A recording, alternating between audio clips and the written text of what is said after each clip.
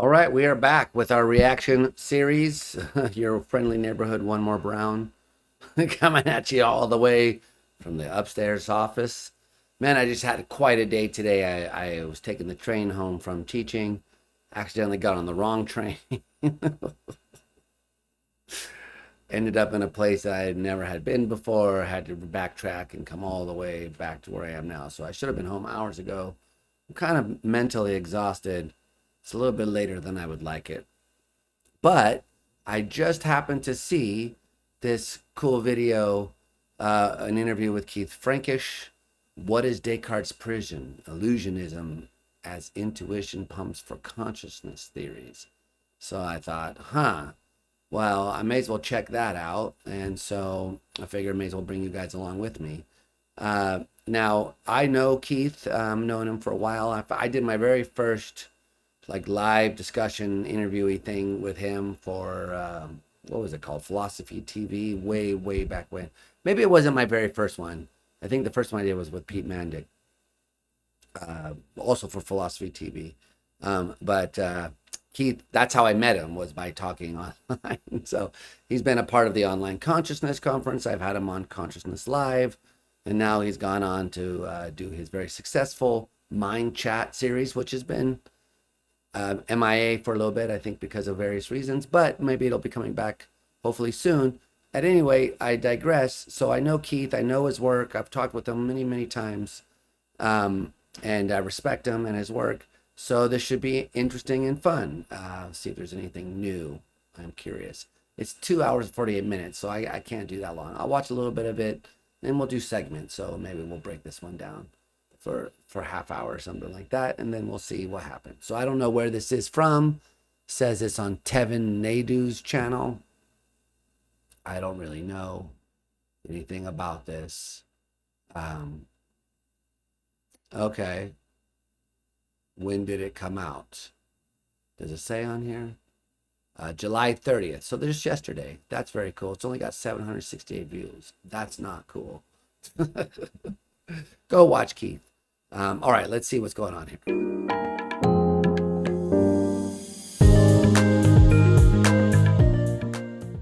Good, short Keith, thank you intro. so much for joining me again. As we, I hate to stop this, but I really hate intros on videos. I really hate them. So I like it when they get right to it. Okay, cool. That was almost too long, but not quite too long. just chatting, you were one of my first guests, and it was such an honor to have you. Oh, And you've really influenced my career and me joining this field. So it's such a great pleasure to have you back. Well, thank you. I'm honored to have played that sort of role. It's a great podcast. Pleasure to be involved with it. I've been curious to know how life has been since we last spoke, because it's 2021. It's been such a long time. Anything you'd like to share before we begin the deep philosophical wait, it's 2021. So is this an old recording, or are they saying the last time they spoke was 2021? section? Oh, well, life keeps happening. Uh, Quite a lot of things have happened since it's just at the end of the pandemic, I think, that we talked first. And so coming out of that, life seems to have speeded up rather, or maybe it's just that I've slowed down. And so the children are growing up. Maria, my partner, is doing lots of interesting things. She's currently has a fellowship from Yale's Life Worth Living network to explore what it is that makes for a flourishing life.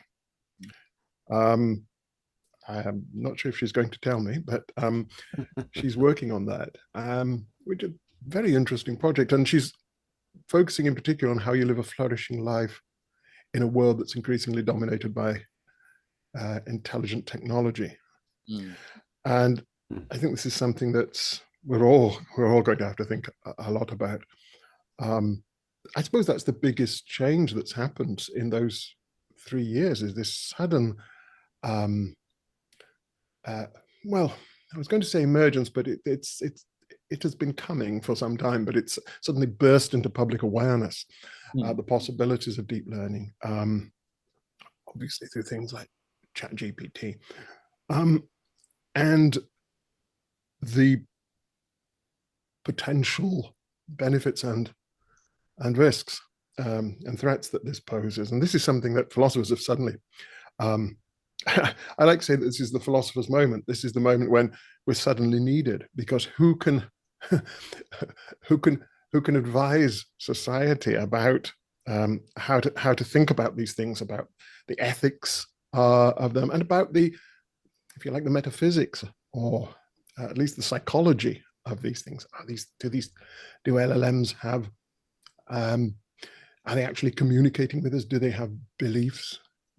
Do they are they performing intentional actions when they communicate, when they respond to us? Are they actually replying to our questions? Are they assisting us, advising us, informing us?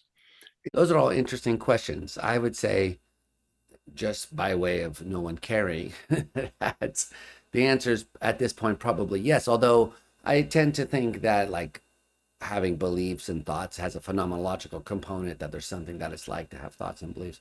So to that degree, I would say no. But if you just mean a purely functional account, or if you think about Dennett's intentional stance, I think it makes perfect sense to take the intentional stance towards LLMs. And in that sense, I do think that they are doing those things. Not in the phenomenological sense, so I would distinguish those. But okay, cool. Looks as if they are. We're tempted to think of them that way, as if they're being helpful and so on. But is that just an illusion? I tend to think it is. And what Wait, are the did he say dangers of having? he tends to think it is? But is that just an illusion? I tend to think it is. So he's an illusionist about everything. So that doesn't really carry too much weight. This might be a more serious form of illusion, though, in the sense that, I mean, he's an illusionist about consciousness.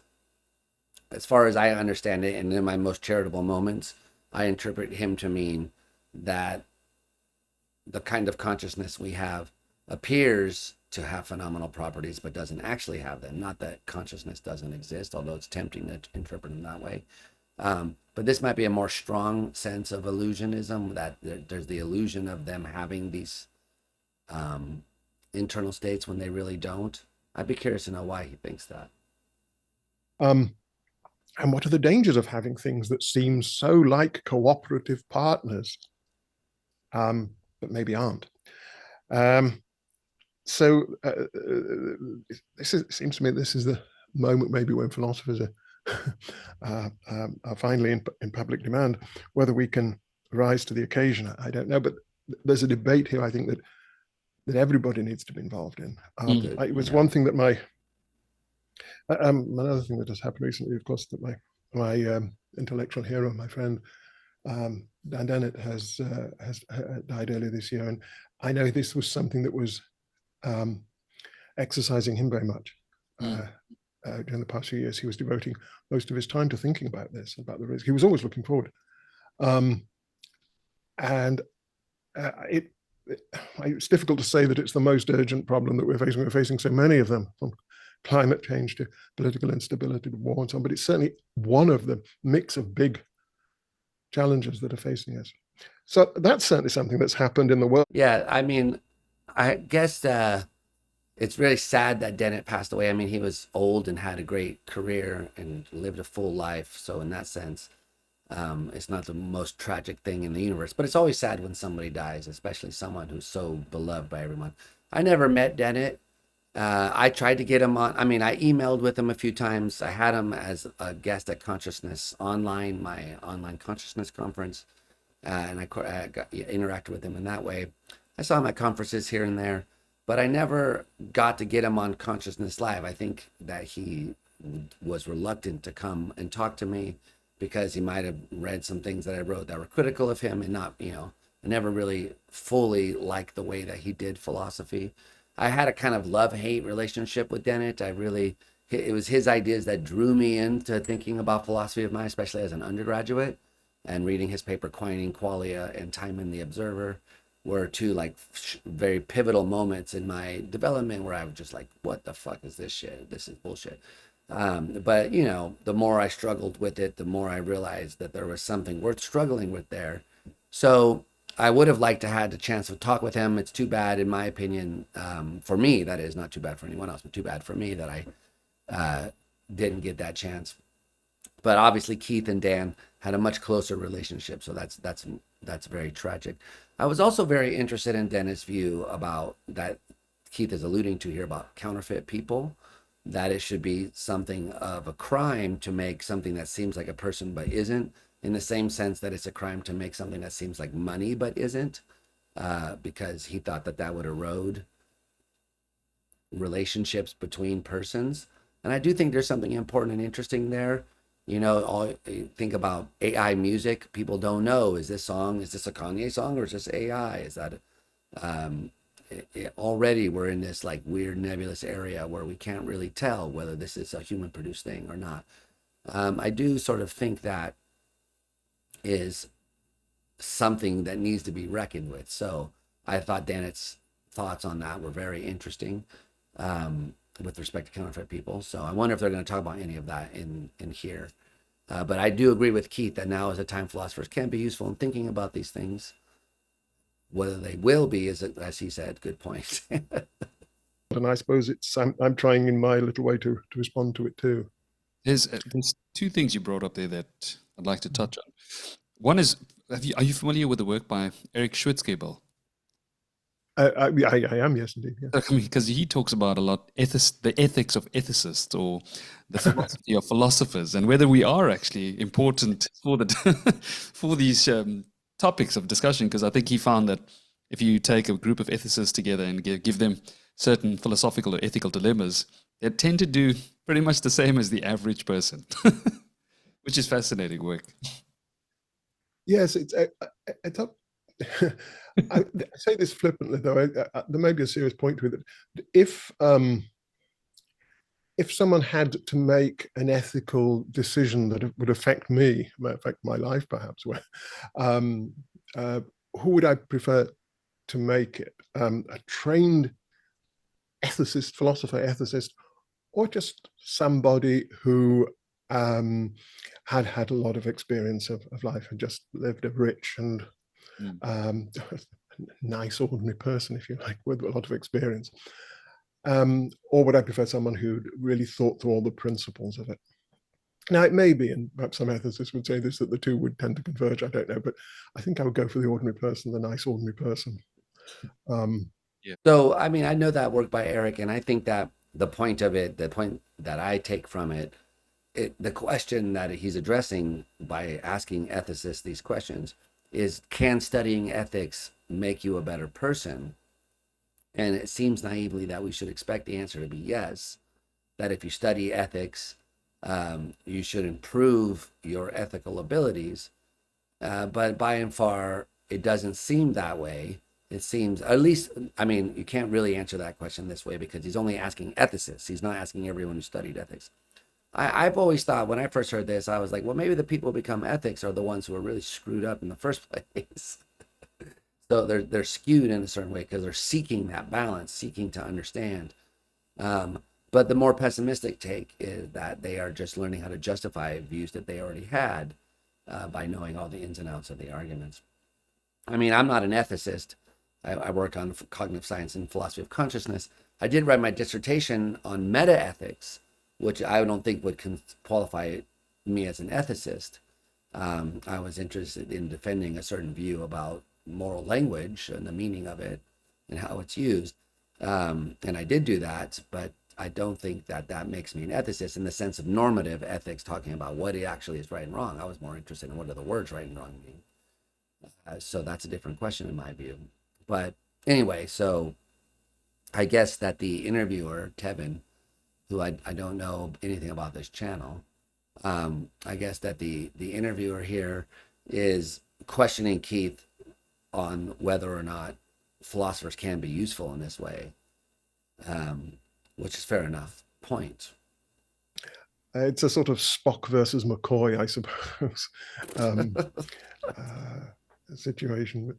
Yeah, it's exactly where he sort of headed with that thought, I think, is that Spock versus so Spock is very rational. McCoy goes from the gut, as far as I understand Star Trek. But that's not. So the average person is like McCoy, and the ethicist is like Spock. I don't think that would be the right way to think about it. Anyway, let's hear what they're going to say. you can sort of, you don't need that academic training to sort of have the wisdom involved with making those decisions. But I suppose in defense of ethicists, they might say, well, that's not really what we're trying to do. What we're trying to do is to probe some of the principles behind ethical thinking. Yeah. We're not claiming to be great Yes. ethical people. We're trying to think about some of the principles behind ethical thinking, principles which the ordinary person might have internalized and be intuitively following. We're trying to make them explicit, trying to find the rationale behind it. It's not enough just to say, oh, well, trust so and so, they're a wonderfully wise and person. We want to know. We like to think there's some rational basis to our decisions, and even if the person can't articulate it themselves, we feel there should be some rational basis for their decisions. And I suppose ethicists might say that's what we're trying to unpick and uncover. So maybe Eric's being a little hard on them. This does remind me that there's this famous quote by a sub-ethicist. I forget who it was. The name Richard Montague is coming to my mind, but that can't be right. I don't know. Anyway, there is this, maybe it's not, maybe I'm misremembering, but I remember this famous quote of this guy who was taught ethics, studied ethics, was known for writing papers on ethics. And then they found out he was kind of involved in some questionable activity. I forget the details, but when they said, well, how can you like talk about ethics and do this questionable thing? His response was, the signpost merely points the way. It doesn't necessarily go in that direction. So that's a bit tongue in cheek, but I think maybe the idea of trying to understand the principles behind it without necessarily following them, that is a bit weird, though. I mean, on the other hand, philosophers are just people, but on the other hand, you would hope that understanding the principles behind things would change the way people behave. I mean, I like to think of myself in that way. I'm not perfect, and I have definitely done immoral things, don't get me wrong. But I do think that studying ethics has made me appreciate acting correctly more than I did before, and strive to try to live up to those ideals, although failing, obviously. So maybe the question is not whether ethicists are superior moral people, but whether the ethicists are better than they were before they studied ethics, whether they act more morally than they did previously, to which my feeling would probably be the answer should be yes. Okay. Heal themselves, it's the doctors who smoke most and live the unhealthy have unhealthy lifestyles. Yes. Yeah, I mean, I know that for sure, because I know there's times where I'm telling patients to sleep well, exercise, diet while I'm working like a 30-something hour shift. The irony is incredibly apparent. But then on top of that, the second thing I wanted to ask you was about Dan Dennett. He's right behind you. There's a beautiful picture of him. You see the picture? Yes, Yeah. that was in Crete, yes, a few years ago. And he sort of touched on this, giving us those intuition pumps in order to make us have the tools to make decisions that are better, more informed. And yeah, it's such a great loss. As I said, you were one of those people when I was writing my dissertation, and obviously Dan. The two of you combined, and then we worked on that together. You assisted me. Since we last spoke, we've had a great loss. Anything you want to say about Dan? I wrote a little piece just after he died, which perhaps we could link to for the Institute of Art and Ideas. There's so much I could say, and it's interesting that people who knew Dan,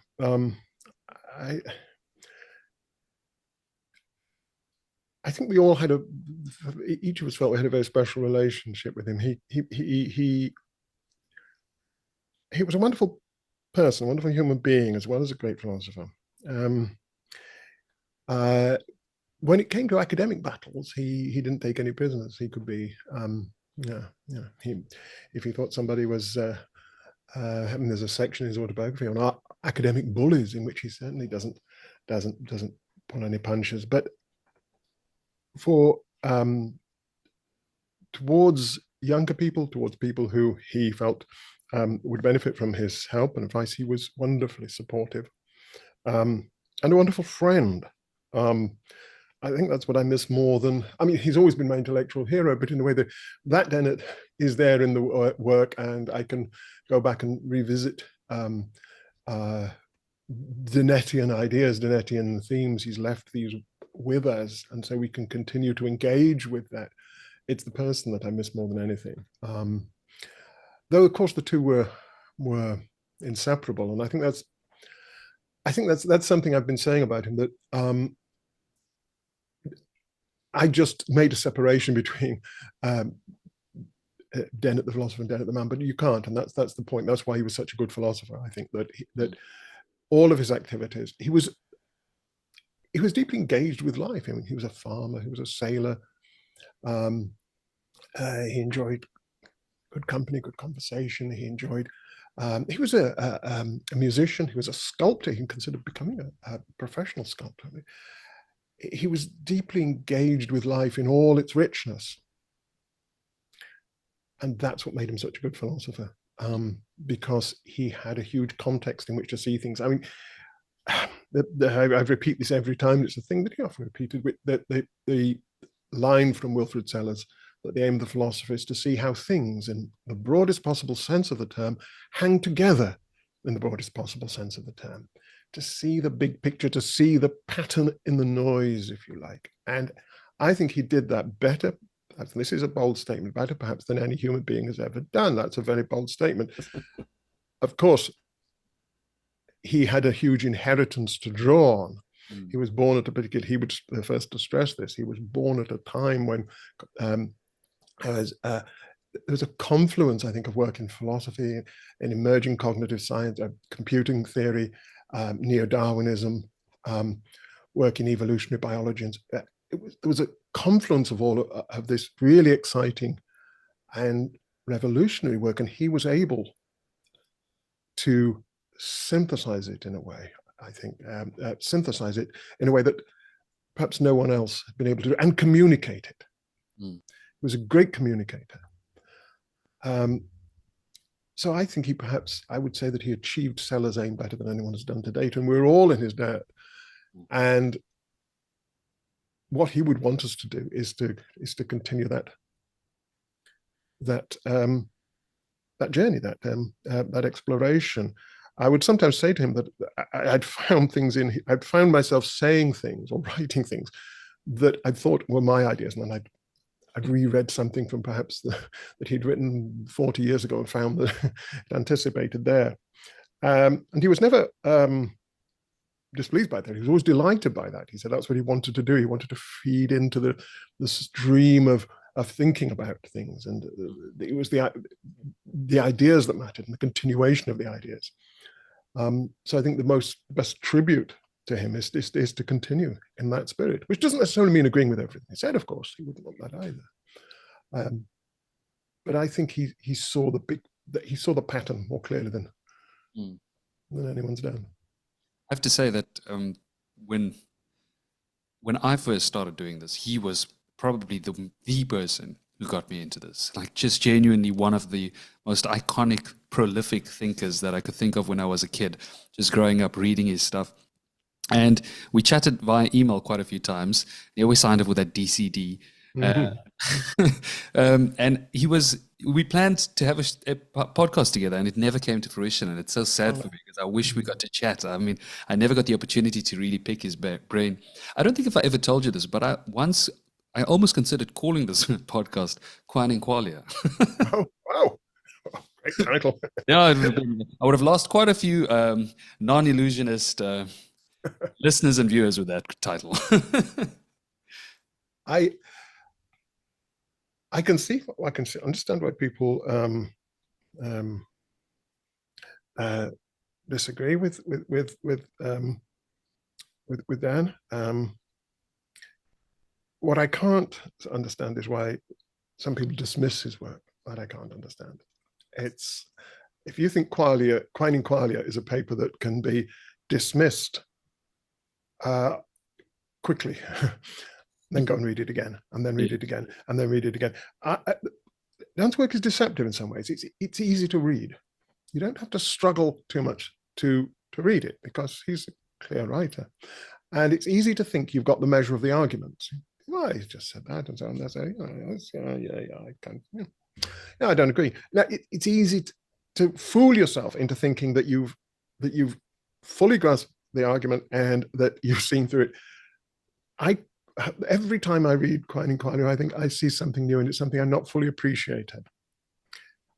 Maybe if you'd written in a more obscure style, in a more made the reader work harder to get through the paper, it would have forced them to think a little harder about what he was saying. But he did them the favor of writing easily. But don't think that means you can understand easily. I agree with that, by the way. I think I said very much the same thing when I talked about that paper. I don't think you can dismiss Dan's work. I think you can dismiss his style of doing philosophy. I don't think that it's very conducive to be as bellicose and dismissive of other people's views as he sometimes is. And that's what always has frustrated me about engaging with his work, is it feels like very not up to snuff. But the arguments are interesting, and he's obviously very smart, and the arguments can't be dismissed. I agree with that. So I think his work should be taken seriously. I've never have denied that. You need to really reflect on these, on the intuition pumps that he uses there. They bear thinking about almost in a.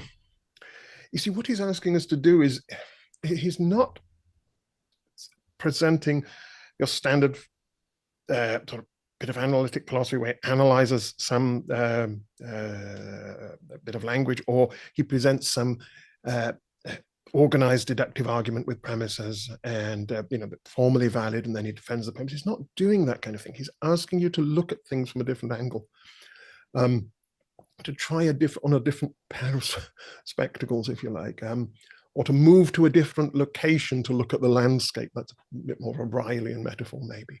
Say, come over here, climb up this hill and see how the landscape looks from this perspective. And he can tell you what to do. He can set out the examples, the intuition pumps, the things that he's using to try to get you to take that view. But then it's up to you to take the view and to look at the landscape from that perspective. You can come to the point he's suggesting, you can climb up with him, but if you don't look at the landscape and explore how it looks from that perspective and how the things, the relations between things appear different from there, if you just stand there and sort of stubbornly look the other way or something, I tend to I'm overextending this metaphor, then you won't get the benefit of it. So it's in that way, it's maybe more like something like a Zen exercise that requires. You don't. Okay, here's a Wittgenstein about it. If you're in the grip of one picture, you don't get to appreciate another picture just by, it's not a matter of flicking a switch. You have to work yourself into it. Work yourself out of the old way of thinking first, and then into the new way of thinking. And I think this is something perhaps that people, they see that he's asking them to give up an old way of thinking, say about free will or consciousness or intentionality, whatever. They see he's asking them to give up that, and they think, well, okay, I've got that. He doesn't think we should think of it that way, so I'm lost. So that means I don't have free will, I don't have consciousness, and all the foundations have gone. Oh God, that can't be right. So I must stick with where I want.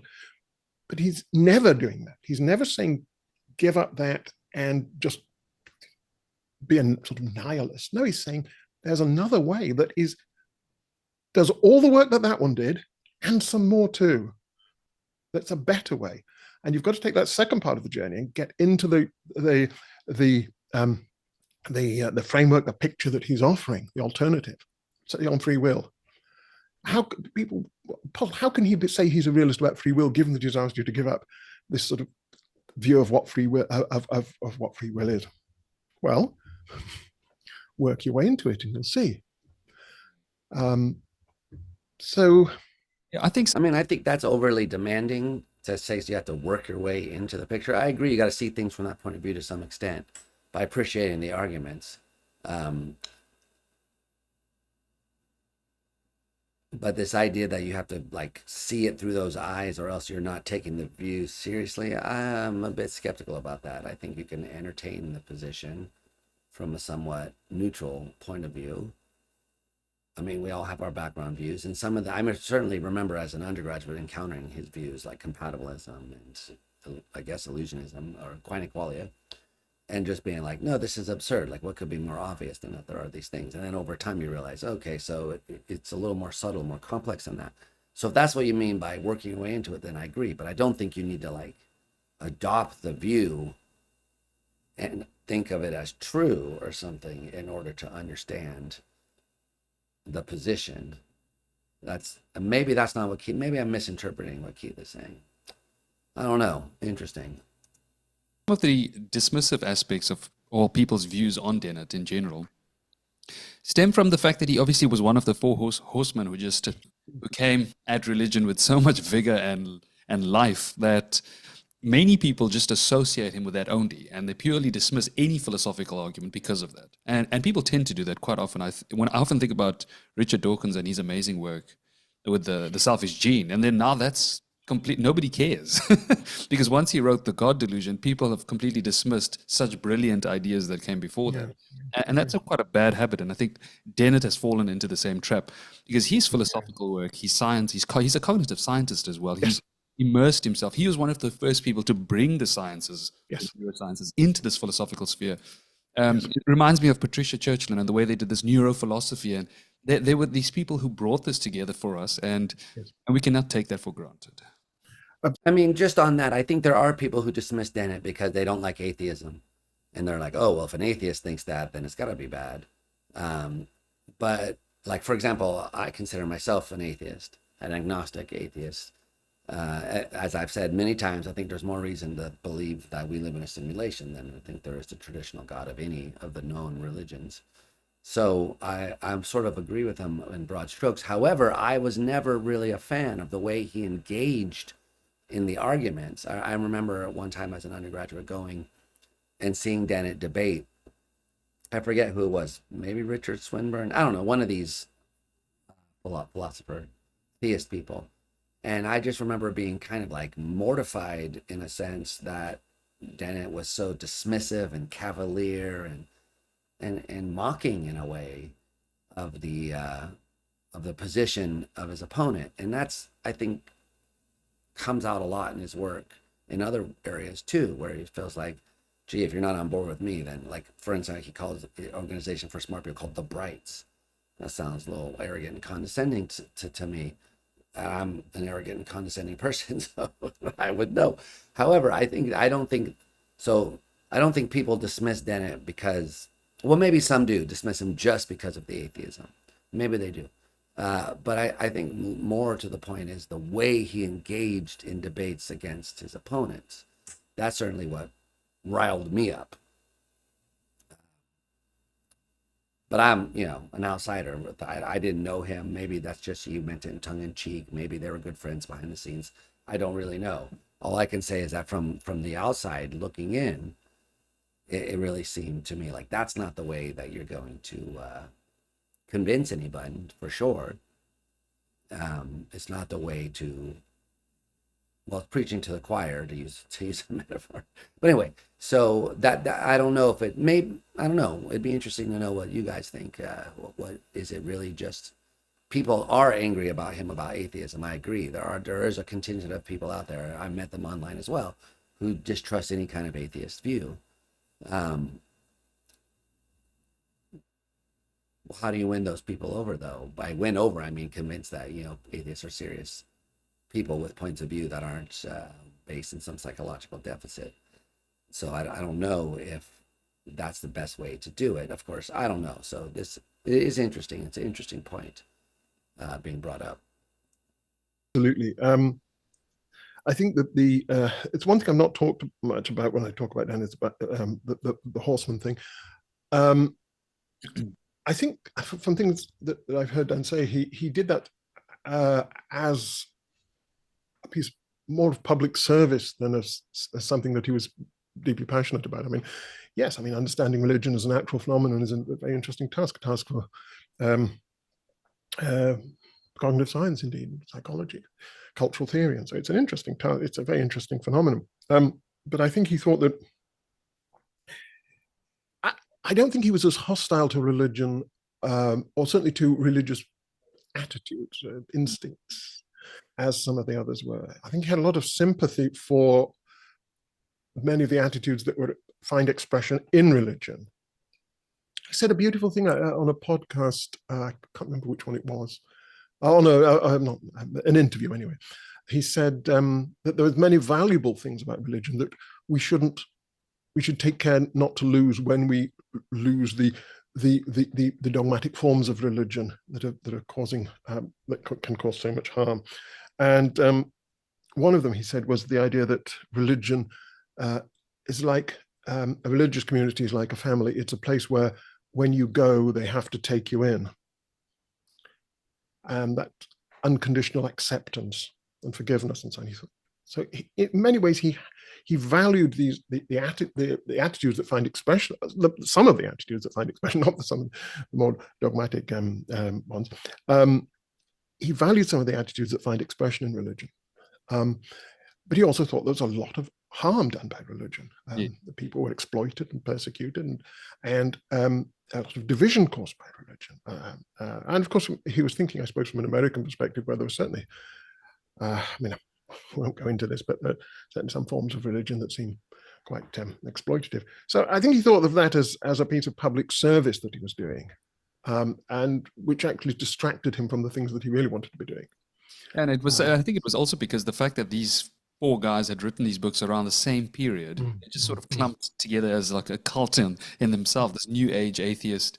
Yes. But what you're talking about is very clear, because it's true that unlike the others who were not professional philosophers, he had this ability to do that and break away from it in a successful manner, whereas the others had this almost anti-religious anger towards it, and I think he was sort of different in that way. Yes. Yeah. Yes. I agree. I don't. I mean, look, he definitely was anti-religion, but I don't think it was to the extreme that the others were.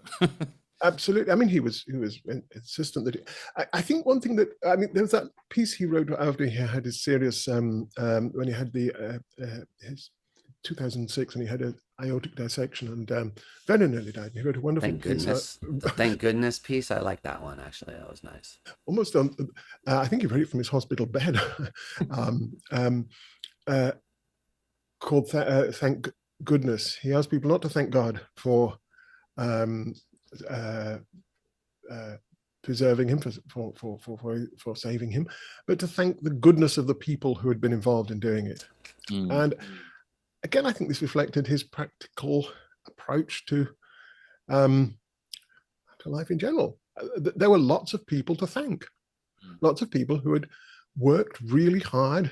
Both the people who had done the research behind the techniques that were used and the people who had actually been there implementing those techniques, and the people who'd come and brought him food and washed him and looked after him. All of these people had played a huge practical role in saving him, and those are the people we should thank. And in society, those are the people we should thank, the people who keep things running and who preserve us, who preserve our way of life, our happiness. Those are the people we should thank, not some intangible being whose role in all this is totally mysterious. And so it was. I think there was a sort of indignation at people ignoring the true sources of goodness and the true sources of meaning in our life. Again, he wasn't wanting to take away the.